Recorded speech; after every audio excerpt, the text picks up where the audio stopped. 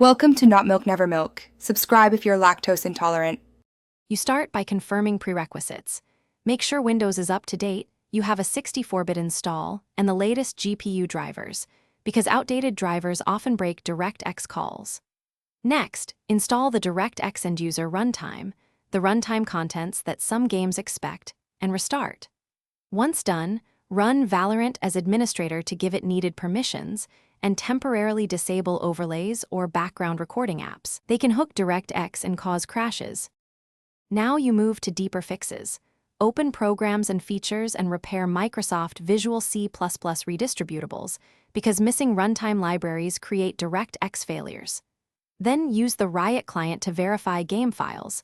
Corrupted game assets can trigger the runtime crash.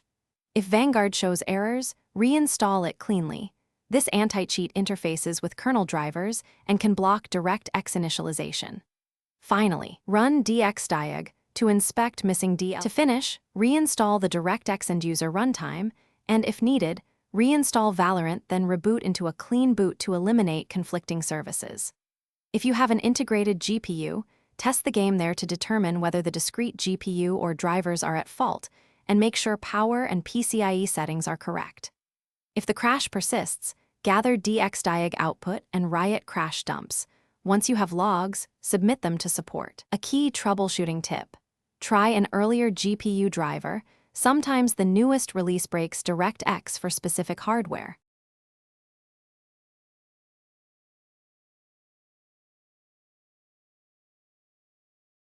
Thanks for watching. If this was helpful, leave a like and consider subscribing. See you next time.